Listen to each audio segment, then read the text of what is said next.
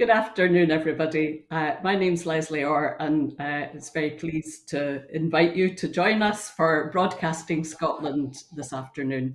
I'm very glad to be joined by Alison Thewliss, who's the MP for Glasgow Central, and Cary of Democrats Abroad. And I'm saying hello to you from my living room here in Edinburgh because my attempts to get to Glasgow were sabotaged this morning. So please excuse any of the kind of the hitches along the way because I don't feel quite as prepared as I would like to be. But anyway, I'm looking forward to a stimulating hour of discussion with my two fantastic guests, Alison and Kat. First of all, the update about the situation in Ukraine. It's day 81 of the war. A large convoy of hundreds of cars and vans carrying refugees from the ruins of Mariupol arrived in the Ukrainian-controlled city of Zaporizhzhia on Saturday night after waiting days for Russian troops to allow them to leave. Ukraine has been evacuating civilians from the devastated city for more than 2 months. President Zelensky has said very difficult negotiations on the next stage of evacuations from Mariupol were ongoing. The city's last remaining Ukrainian defenders are still holed up in the Azov-style steel plant. As we know, Ukraine has ridden a wave of emotional support from people all over Europe to win the 66th Eurovision Song Contest held last night in Turin. Stefania by the Kalush Orchestra finished first after strong showings by the United Kingdom, Spain, and Sweden in the early voting, the voting by the juries. But once the popular vote came in, there was only going to be one winner. The Ukrainian President Volodymyr Zelensky hailed the win and pledged one day to hold the final in a free, rebuilt Mariupol. The US Senate Minority Leader Mitch McConnell joined the growing list of US politicians making visits to Kyiv. President Zelensky welcomed his visit as a powerful signal of bipartisan support for Ukraine. President Zelensky also thanked President Biden for signing into law an update to the Second World War era Lend-Lease Act this week, allowing for faster US production and delivery of weapons and munitions to allies engaged in conflicts in which the US is not a direct participant. Russia's ambassador to the United States, Anatoly Antonov, says his country's diplomats in Washington, D.C. are being threatened with violence and harassed by US intelligence services. This is according to the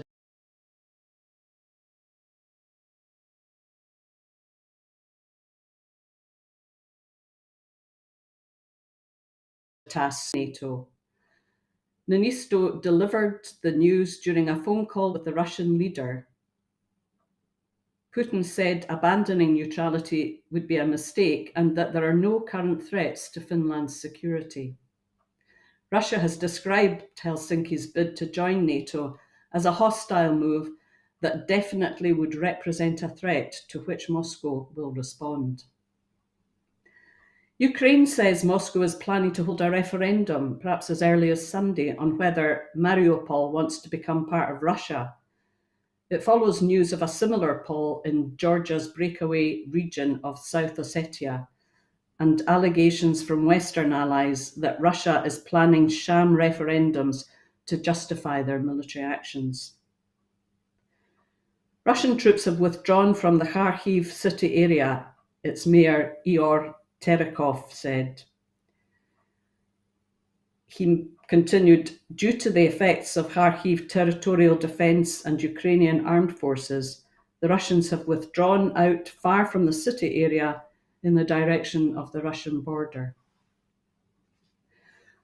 The war will be over by the end of 2022, according to Ukraine's head of military intelligence. Major General Kirilo Budanov claimed that Moscow was suffering heavy casualties and predicted a turning point by mid-August, adding his belief that most of the active combat actions will have finished by the end of this year.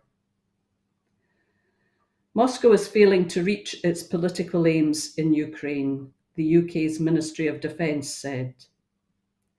The fact that Russia has only succeeded in imposing a pro-Russia local leadership in the city of Kherson highlights the failure of Russia's invasion to make progress towards its political objectives, the latest intelligence update said. So that's the situation in Ukraine. The war continues, the people still sheltering and refugees still struggling, and we'll be talking about that now. Actually, we're going to start by considering the situation of refugees and the response of governments, particularly the United Kingdom government.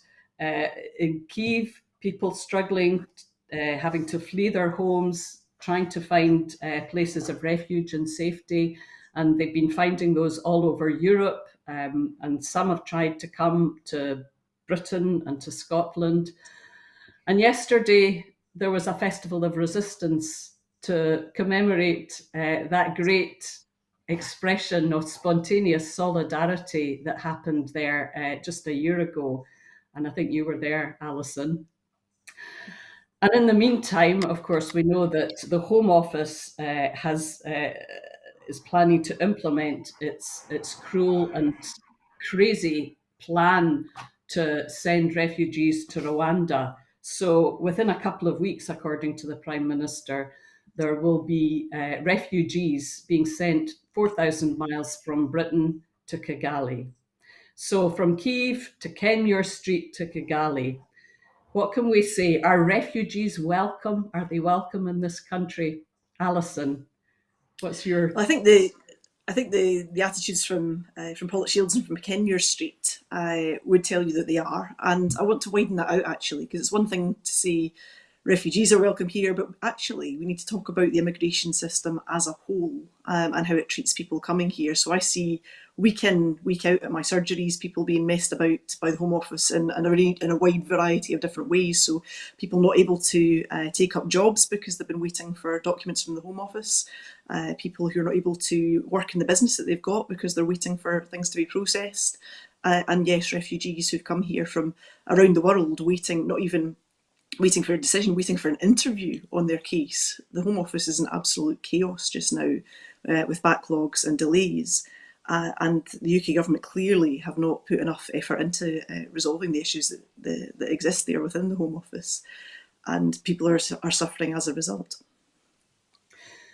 Do you think that the situation and the Home Office response is a genuine, demonstrates a genuine willingness to invite and to welcome Ukrainian refugees? Let's stick to the Ukrainians for the moment.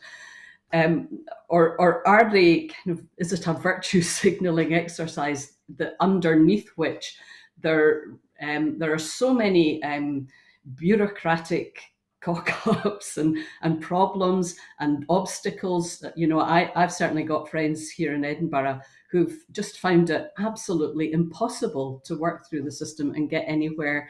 And at the same time, we know that some people are seeking to abuse this system in order to traffic young women and girls into this country, as they've been doing for years, for sexual slavery, really. So I'm just wondering, is there genuine intent behind the current situation and the policies of the government?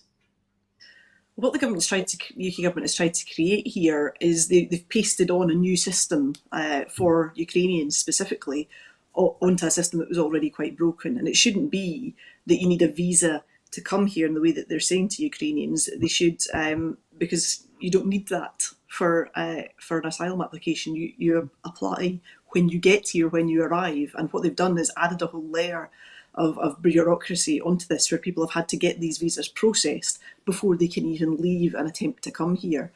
And as we've seen in the press from some of the cases and some of my own casework, what they have done is they've perhaps granted visas to 2 or 3 members of a family and not the other member of the family. And of course, nobody's going to leave one member of their family behind, so they don't come. And I think that's really quite despicable. And it's hard to tell how much of this is deliberate by the Home Office and how much of it is incompetence by the Home Office. And the casework I see would lend to either of those arguments equally strongly. But what it is leaving vulnerable people in situations where they are struggling. So perhaps people are in Poland or somewhere else where on a temporary basis, waiting to come here, waiting to take up the offer that they've made with the host family that they've contacted. And they can't go, and they're running out of money, and they're very vulnerable.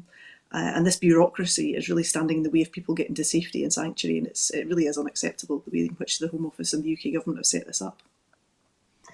Yeah, thanks, Alison.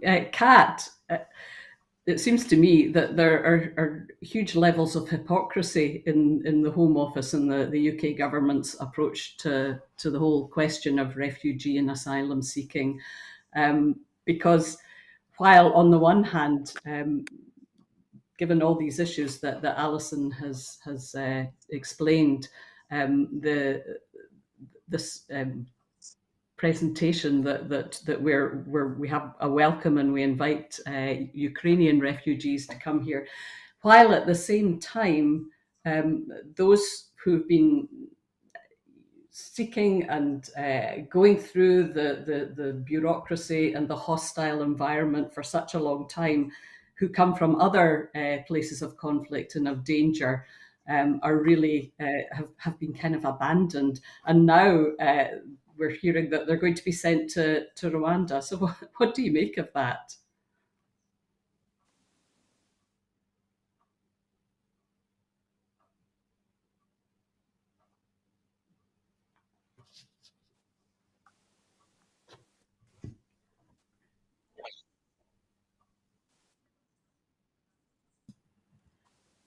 Hello, can you hear me now? You know, yes. It seems to me that we're living in sort of a dystopian reality right now, because I don't think that this is wise in terms of climate. I don't think it's, I don't think a reasonable person could think this is a great idea, right? That you send people. Wasn't it outlawed to ship criminals to Australia and America, the way that a lot of like my in-laws came to America from the British system, shipping them as indentured servants.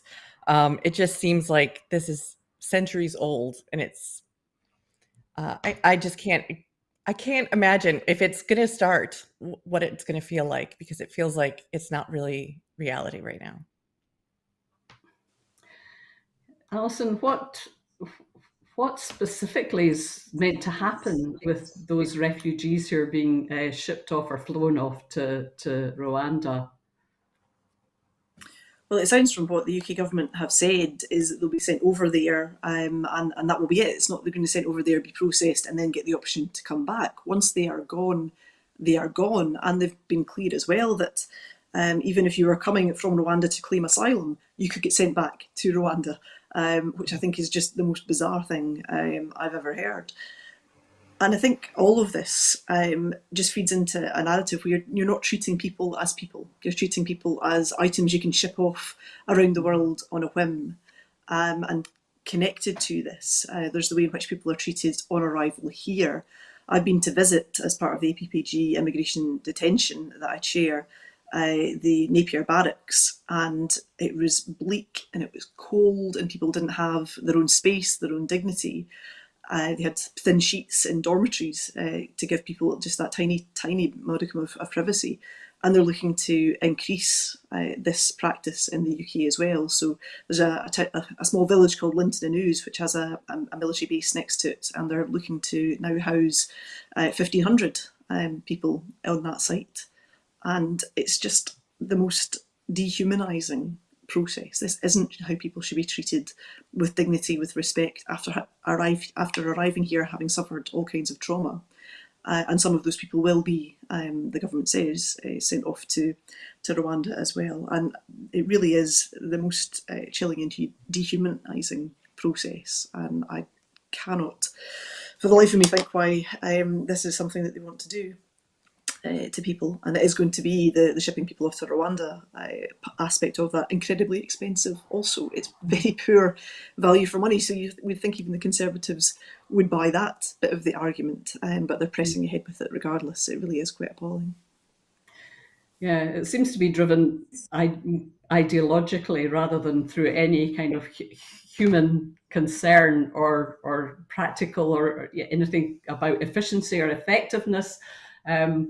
It's really, as you say, it's deeply concerning and rather sinister, really, that we've come to a point where our government is leading this kind of constant othering and dehumanizing of people who are human beings in human need and human circumstances, and demonstrating empathy and compassion now seems to be beyond the pale as far as the UK government's concerned.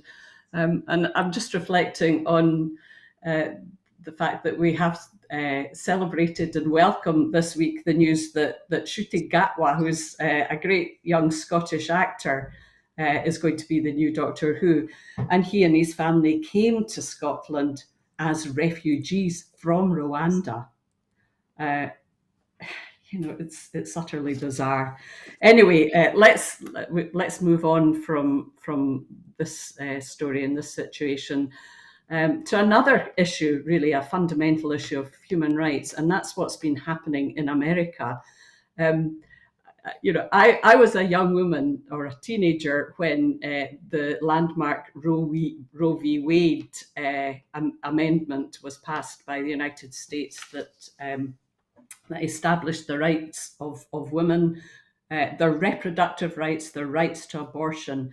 And this has now been challenged, and the Supreme Court apparently is going to rescind that right. And this is going to lead to all sorts of huge questions, both in relation to this specific issue, but more generally about the rights of human beings and women in the United States and how they're protected and sustained. Kat, you're from America. You're from the United States. Well, first of all, can you explain a bit about why you think this is happening, and secondly, how you respond to what's happening and what it means for women in the States and more generally? So this is not, unfortunately, it was not unexpected. It was something that may be shocking to see it actually come to fruition, but this has been something that the conservatives in America have been working on my entire life, with messages, with propaganda messages that don't tell the full story of why why this healthcare is needed, why the right to access healthcare, why the right to privacy is so important, and why the right to, if you're going to impinge on someone's liberty, you need to have a good reason. All these things are in the Constitution, and when you don't protect them, a lot of other things become quite complicated, because there isn't a law that says abortions are legal in America. It doesn't. But Roe v. Wade is what the precedent is to say you have a right to access healthcare. You have a right to privacy. So people aren't supposed to know if you're going to get an abortion or if you're going to get birth control, for instance. This is more than just about controlling women. It's about rolling back generations of progress. So the hard-won victories of the last decade and longer are for civil rights and freedoms. This is what's under attack. So we need to basically, this is an attack on marginalized populations. It's kind of goes hand in hand what we're talking about shipping, the Home Office shipping people to Rwanda, because it's basically a white supremacist patriarchal attitude towards anyone who can be seen as the other, anyone who's not in power, anybody who has been the victim of bigotry, racism, homophobia, sexual harassment in the past, since the 60s, since the founding of America, since always. So this has been, I think, a wake-up call for a lot of people who didn't think it would happen. For people like me, I've lived here for 6 years. My daughter is 7. We both need to be able to access healthcare, reproductive services, and we both need the right to privacy to be upheld. And I'm not really sure where to go from here other than to encourage people to register to vote. Where, as unsatisfying as that is, it's really important to get the message out because of the voter suppression tactics that are being used right now. We're going to really have to find people and do it ahead of time because there's no last minute registration in a lot of places. And a lot of the electoral rolls have been kind of expunged over the past few years. So we got to get people to register to vote and then to vote. Mm-hmm. So really, this is part of the bigger crisis of American democracy, isn't it? And the threats to that. Because apart from anything else, it's pretty clear that the pro-abortion lobby are a pretty, they're not a majority. Most people in the United States support the rights of women to have control over their bodies, to have bodily autonomy and reproductive rights. But this ruling will, I gather that many states, up to half of the states in the United States, are now likely to outlaw abortion entirely or attempt to do so. So, yeah. A lot of them already have laws on the books. Like I said, Yeah. This has been decades and decades long of an operation. It's almost something that if you take away the ethics and everything about it, it's kind of impressive of how they've waged this campaign for years and years and years, and now it's coming to fruition. It's a horrible campaign. One would hope that we could apply the same long-term strategies to things that are worth it. But there's a lot of states that have these trigger bills that as soon as Roe v. Wade is repealed, they will be in place. There's no legislation, there's no gap. And for women in Texas right now, Oklahoma just signed something like a heartbeat law. So if you think about, it's hard for me to translate how big of a distance that is, but women who won't or can't go to Mexico in the south of Texas would have to cross multiple states and hundreds of miles to be able to access that. And that's just not in the reality for most of us to be able to travel that far. It's horrible. And like all wedge issues, it takes one thing and it speaks. If you look at it wider and you widen out on it, you see that it really is an attack on everything that we treasure in freedom and democracy and liberty. Mm-hmm. Yeah, Alison, do you think there's a fundamental issue about the power of the Supreme Court and how it operates, how judges are elected onto it, the fact that they're there for life, and that kind of, what we have now until some of them die, let's face it, is this is the situation. Is that an issue? Is that a problem about the system, the United States Constitution? It certainly is. I think what Kat was saying about this has been decades of progress towards the point where we're at just now. Not all things are perfect, but it's been a series of decisions by the Supreme Court which have led to progress, and just how quickly that can flip and that can be unwound. That progress is not cemented in any particular way.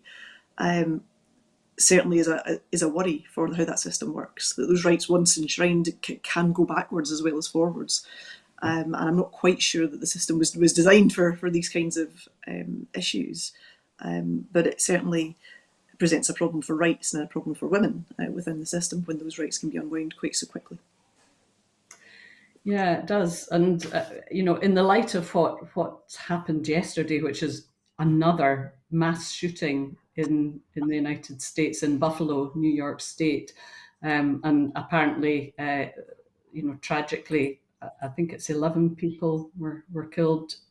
Am I right? Was it 11 or 13? But most of them were Black African Americans, and the killer is an 18-year-old white young man who drove there specifically to do that, or so it seems. He was certainly shouting racial insults as he went on his killing rampage.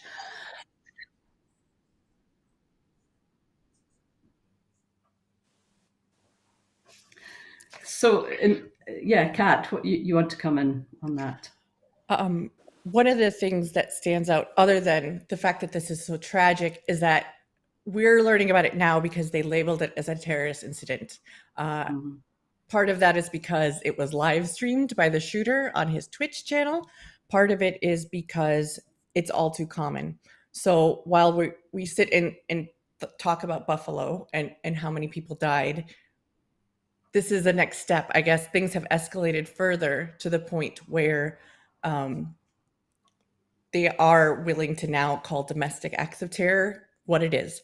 So that is some progress, which is, it took this tragedy, it took multiple tragedies to get to this far.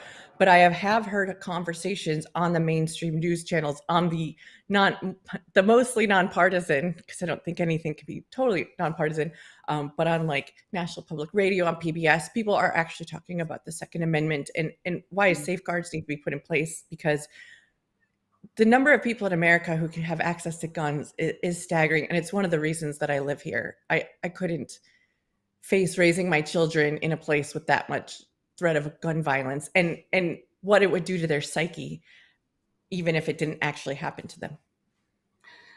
Yeah, it does suggest that concern for human life is a very selective business for the right, for this very hard right, with their agenda to attack and to overturn all the progressive developments that have happened in recent years. Because the sheer the scale of the loss of life through gun killings and these acts of domestic terror, as they're calling them, it does suggest a link with our previous topic of conversation, which is that some people and some humans are considered more human and more valuable than others.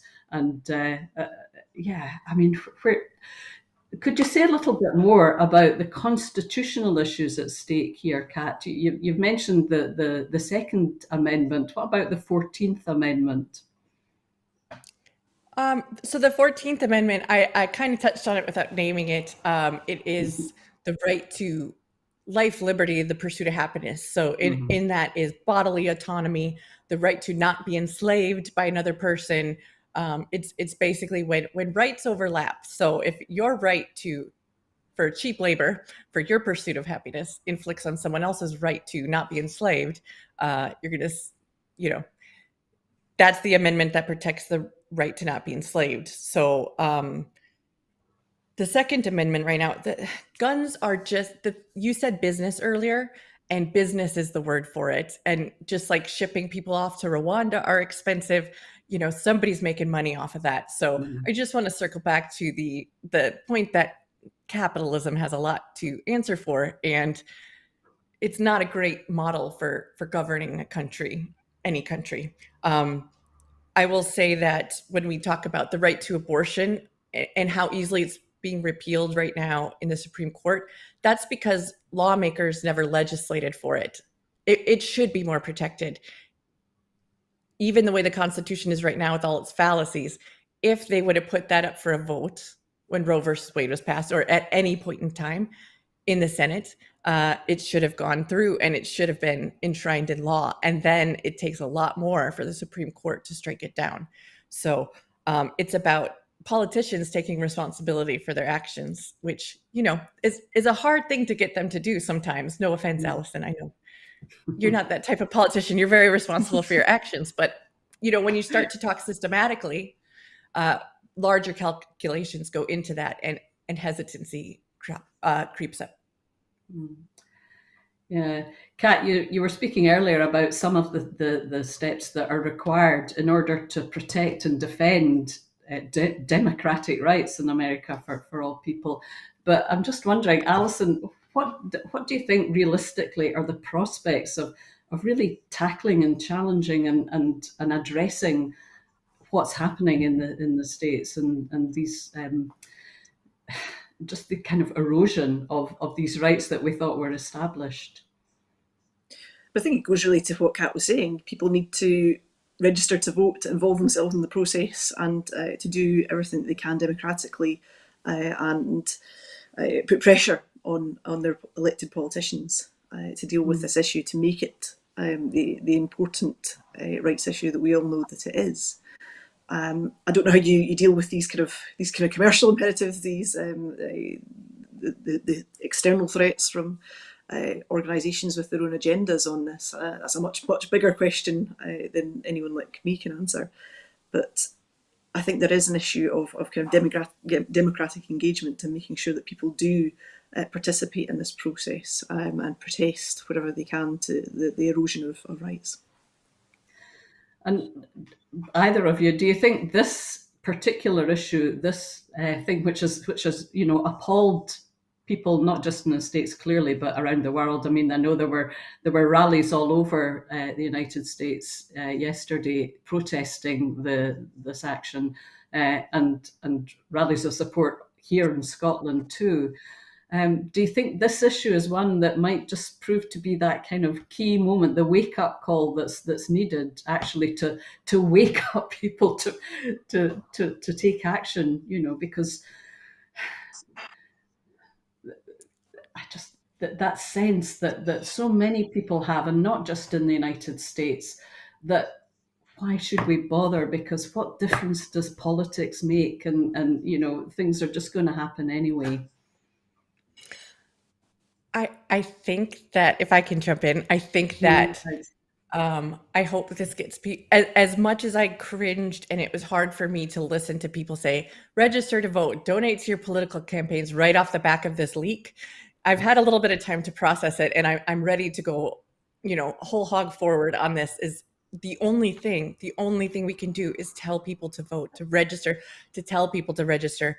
If you imagine Scotland without the independence movement, imagine that it wasn't a possibility, it wasn't a thing, and that all of our votes could only go to MPs in Westminster, and who couldn't overturn the will, because of the numbers of population, and how much it would be hard to get people to engage in the process, right? So that's what we're dealing with in America. A lot of people live in states that they say, oh, it always votes one way or the other, or it takes people time to go, oh, maybe my vote does matter. So there's engagement that Americans have that are not about voting or a political party. And then there's the political join a party and engagement. I really wasn't active in the Democrats until I moved overseas, because I could be politically engaged in a nonpartisan way that felt more true to myself.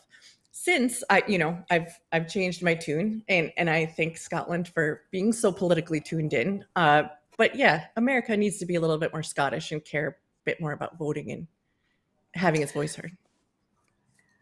Well, it's good to hear your perspective on Scotland as being a good example to follow. And, in many respects, I think you're right. Clearly, there's been a lot of political engagement and activity in recent years in Scotland. I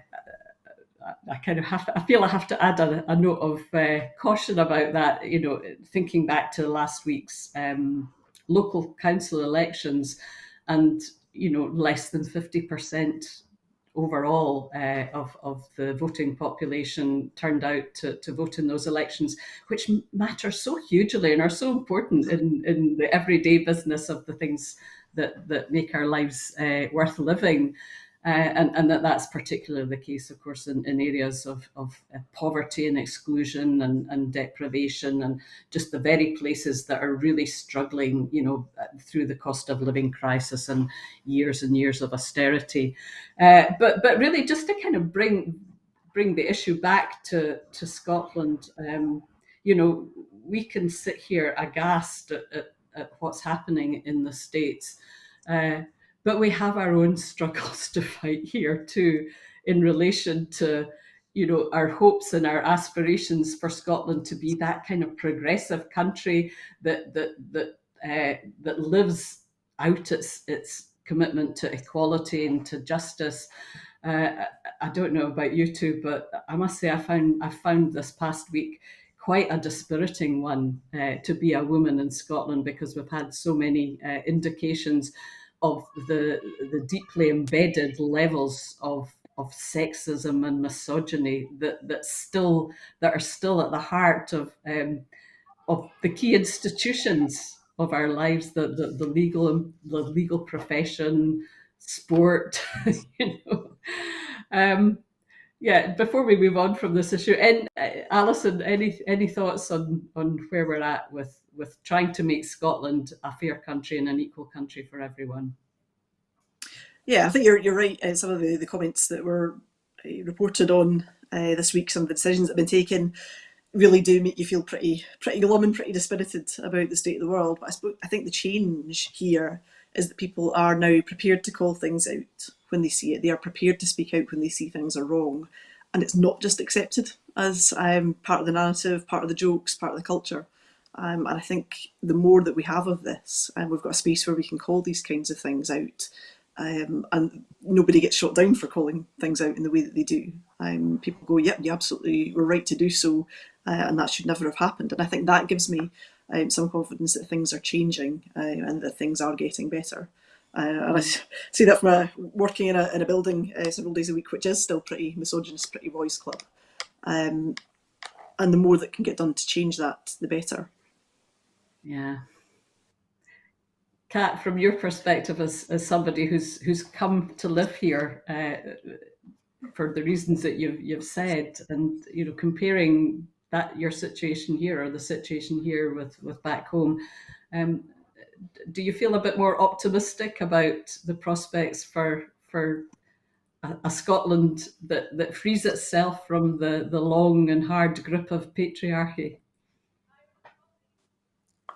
I hope so. I find living in a different society than where you grew up, I have different cultural baggage, and it's not always uniform in the same country, but there's different things that will upset me, and at different levels. The national buffer zone, the push for that here in Scotland is something that's really important to me, and it's been taking a long time, and I just want to say, like, it's really important that you don't put the right to accessing healthcare and your right to privacy up to a local government's bylaws. Like, those are the things that we need to legislate. Those are the things that you shouldn't say, well, if you move to the wrong place or if you grew up in the wrong place, you're never going to get, an abortion, or like you're never going to get birth control, or if you need to ever use those services, everyone will know about it. And usually it's in the places where, it's harder to be anonymous, from my observations. So the patriarchy is a hard nut to crack, isn't it? I think we get a better shot here in Scotland than most other places. Yeah, well, let's hope so, and let's just keep struggling and working for that. Turning away now from this situation, you've probably must have seen those horrible, really shocking scenes of the funeral for the Al Jazeera journalist Shireen Abu Akleh.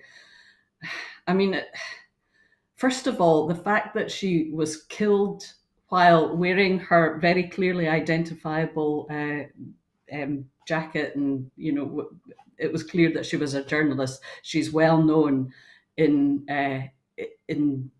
the occupied territories. The Israelis know her, and this, there is a kind of a real issue globally just now about journalists under fire. And attacks on journalists, and that, of course, is a fundamental attack on our right to free speech, our right to know and to understand what's going on in the world, and the protection of journalists in their crucial task of providing us with that information and that analysis. So there's that kind of big issue that is of concern, but also just remembering what happened during the funeral service for Shireen, and how those who were carrying her coffin were attacked, and others around, others who were gathered on the streets. What's going on here? And well, let's look at the specific issue in Palestine first of all, or this kind of pressure on by the Israeli Defence Force. What, Alison? I'm going to come to you. What do you think about this as the latest example of? Yeah, well, the whole thing is just incredibly grim, and what you say about journalists being under threat and journalists being at risk is quite correct as well. There is no circumstance in which a journalist out there doing their job should end up being shot in the way that she appears to have been. But the scenes around the funeral procession, everything else, really did turn my stomach. I thought that was absolutely appalling and sickening. And the moment where the coffin lurches and they almost drop it, I thought, oh my God, that's just, there is no excuse for that kind of attack on people at a funeral, none at all. And the international condemnation has been very, very strong on this. Michelle Bachelet, the UN High Commissioner for Human Rights, has condemned this, among other people, and there should be a full investigation as to what has happened here, because it's not acceptable.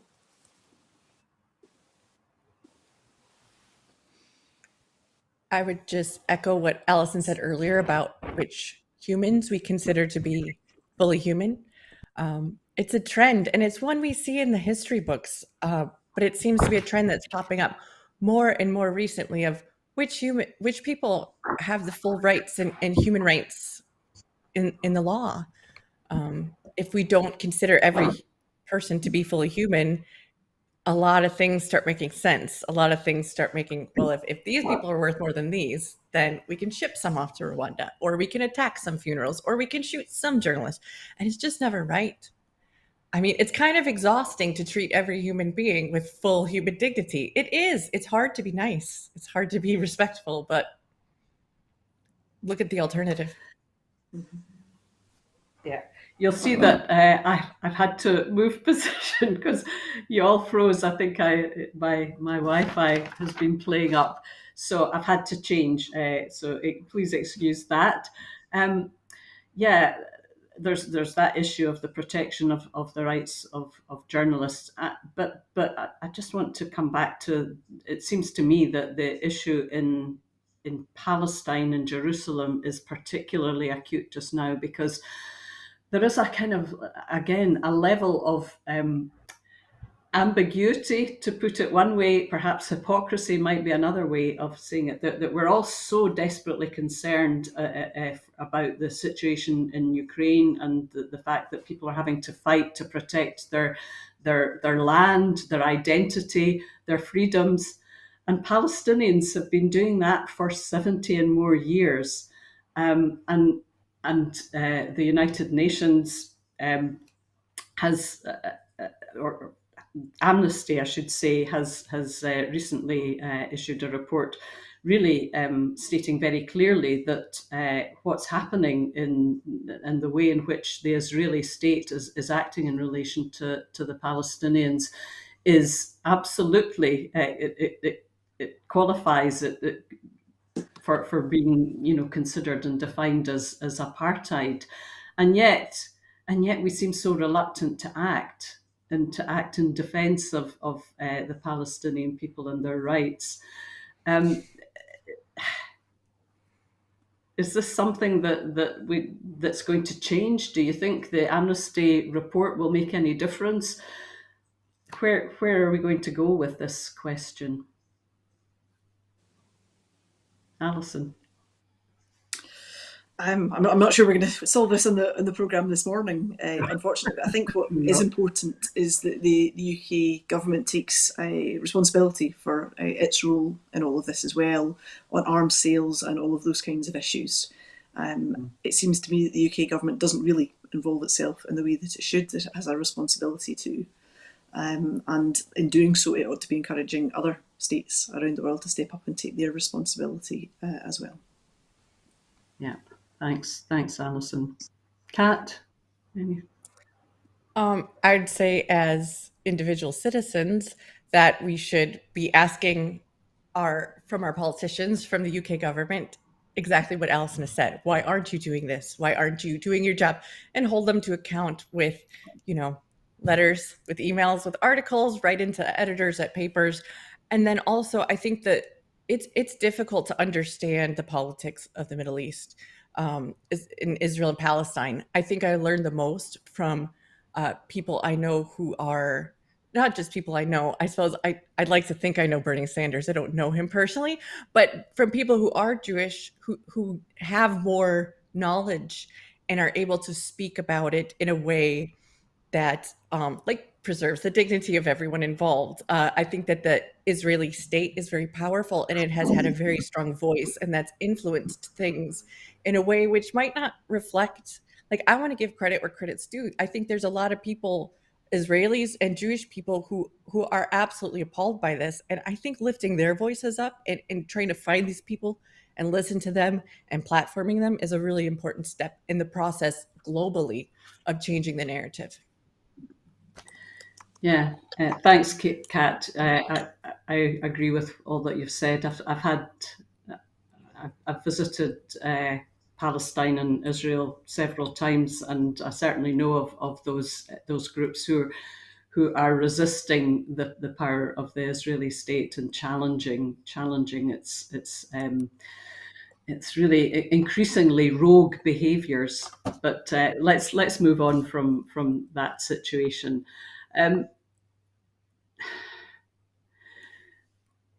We know that Boris Johnson, the Prime Minister, will be heading over to Northern Ireland tomorrow to discuss the protocol, the EU trade, the Northern Ireland Protocol, because it's the DUP are refusing to recognise or to elect a speaker, and so devolution in Northern Ireland is on hold. And it kind of feels like they're holding the government to ransom on this issue. Alison, what's your perspective on this one? Well, I hope very much when Boris Johnson goes to Northern Ireland that he actually does something that some of his colleagues have not done, and meet with all parties in Northern Ireland, not just the DUP. I think it's incredibly irresponsible the way in which the UK government are going about this, threatening a trade war in the face of a cost of living crisis. And there was some suggestion that the Chancellor is planning for that and putting in place some degree of financial leeway on that as well. He shouldn't be focusing on those kinds of things. He should be focusing on making sure that people can actually put food on the table and keep their electricity and their gas on. Going about this in a way which accelerates and intensifies the dispute really is unhelpful in the deepest possible way. And this, of course, is a deal that the UK government were a party to, signed up to, said it was a great deal, and now are going about trying to dismantle things. Yeah, they seem to be continuing their practice of treating agreements with great, being very casual about being held to agreements that they have signed up for. And isn't it the case that that there are many members of the Conservative Party, many of their own supporters? For example, the ASDA chair, Stuart Rose, has been quoted as saying that that in fact we need to look very honestly at the post-Brexit situation in Northern Ireland, and that the protocol, now that people have kind of got used to it and are adapting to it, is actually proving to be very beneficial, and that the economy in Northern Ireland is benefiting from it and will presumably continue to benefit. Evidence in today's paper is reported as saying that that there's that jobs, manufacturing jobs in particular in Northern Ireland, are growing by 4 times the level of the UK. So, there needs to be this kind of level of honesty about the situation. what about the DUP and their actions in the face of the election last week, and this kind of presenting this kind of implacable obstacle to the continuing of devolved government in Northern Ireland? Kat. I'm not sure I can speak on this. I know that I've always found the DUP to be especially interesting for being staunchly unionist and also staunchly pro-devolution. They've always been just very interesting, but I'm afraid that I have not been able to keep up on exactly what they're doing right now. Okay, Alison, that's fine. Thank you for being fine. honest, Kat. Yeah, but I think there's a clear result in this election, and that result would in general support the protocol, support the situation that things are in. So the DUP to try and use this as some kind of negotiating tactic, I think, is quite unfair and quite unhelpful to the scenario more widely. And I think you're right. If the Prime Minister goes, he needs to talk to all parties involved in this and all different businesses as well, because if it is the case that many businesses in Northern Ireland are actually finding a benefit to the protocol, he needs to hear that too before he does something which could plunge Northern Ireland into greater uncertainty. Yeah, there's a bit of a theme running through our discussions this afternoon.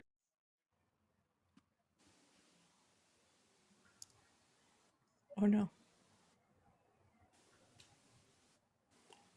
That they want from their governments isn't happening, isn't being, and that's a real challenge. But just looking at the bigger picture in Northern Ireland, it was a pretty landmark kind of occasion, wasn't it? That for the first time ever, Sinn Féin were the party with the greatest number of seats, and therefore, if and when devolution is up and running again, according to the Good Friday Agreement, it will be them who will elect a first minister. Yes, and I think perhaps this is more what the DUP are upset about than the protocol, I would perhaps hazard to guess. But what's interesting as well is the result that the Alliance Party got in Northern Ireland too. Again, very different and a big election for them too. So I think there's a lot of interesting things to come out of this, and there's a lot still to be said about it. And I think that in the coverage of the election, I don't really feel as though we've really got the voices of Northern Ireland, the many voices of Northern Ireland represented in the media to give comment on what's happened. Yeah. There could be a kind of generational shift away from the politics of that kind of binary politics, the old style politics of sectarianism, which has really driven the situation in Northern Ireland for so long. And perhaps this is perhaps one of the things that, some of the difficulties or challenges of the Good Friday Agreement, which in fact enshrined the kind of bipolar, bipartisan nature, the sectarian nature of the troubles of Northern Ireland into the continuing devolution settlement. So it will be interesting to see whether there really is a shift, and that people are beginning to say, we've had enough of that. We want normal politics where we can decide things not according to what community we belong to, or where we stand even necessarily on republicanism versus unionism, but on the issues that really matter to us as people in our communities. I wonder what Northern Irish people think normal politics is.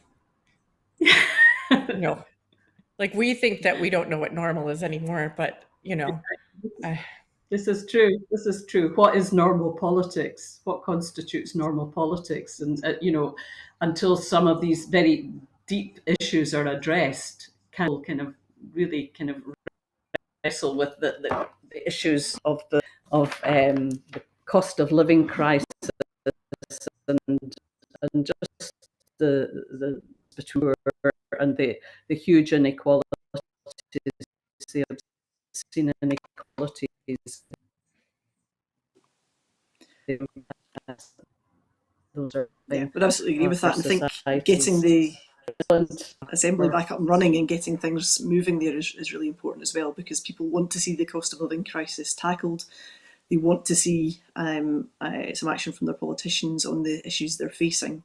And while this remains frozen in this dispute with the DUP, that can't happen. And I think it's really important to make sure that that actually does move forward and people can get those issues tackled by the politicians they just elected.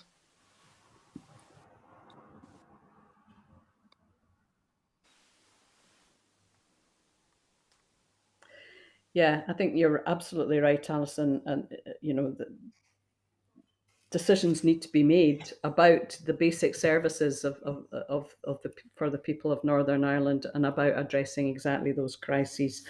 And that's one of the depressing things about the situation there, that politics so often fails really to address the kind of the everyday living circumstances and needs of people, and their democratic right to have a government that will deliver services to them in the best way. We're going to move on finally to another fascinating topic. Apparently, support for the monarchy in Scotland has fallen to 45%. So that suggests that a minority of people in Scotland now support the monarchy, despite this being the year of the Queen's 70th anniversary on the throne. Her, people call it the Platinum Jubilee, don't they? But I always thought Platinum was 60 years. I must be wrong. But anyway, we're all supposed to be eating special Jubilee puddings and having street parties and so on. Kat, are you having a street party? Oh, absolutely not.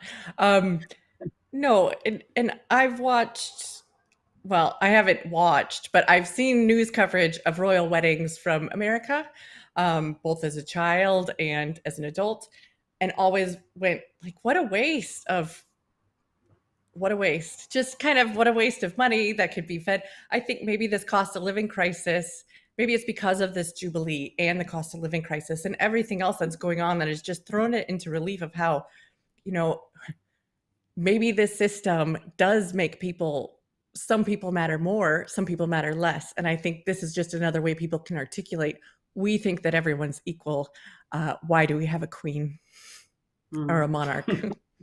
Indeed.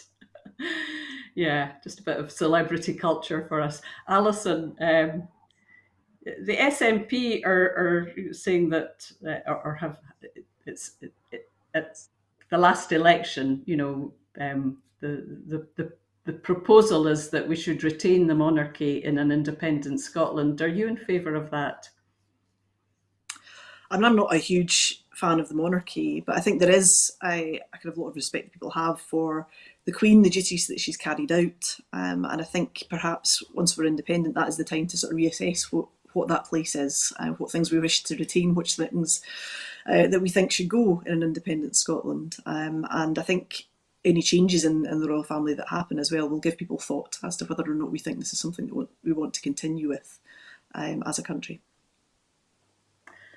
Thanks, Alison. Yeah, there was something very bizarre and strange about the sight of a crown being paraded through the streets of London in a Rolls Royce in the midst of everything else that we're contending with, and it did seem to kind of sharpen the focus on just how significant, how relevant, how appropriate is it for the times that we live in, that we should have a head of state that has all of this around it. But we've come to the end of our hour, and it's been a bit chaotic, and I apologise for that. But thanks very much to Alison and Kat. You came through. You were real troopers there, and it's been really interesting talking to you and hearing your views on this range of really crucial issues that are affecting us just now. So thank you very much, and goodbye to you two. And my final words are, as ever, that if you think it's important for Scotland to have its own independent broadcasting, please give your support to Broadcasting Scotland. You can donate by following the link that's there on the screen, and support this really vital kind of initiative that Broadcasting Scotland tries to sustain in the face of mainstream media with all its blessings and limitations. But for now, thanks very much. Away you go and enjoy your breakfast or your lunch or whatever you're going to do for the rest of the day. Thanks, everybody. Bye.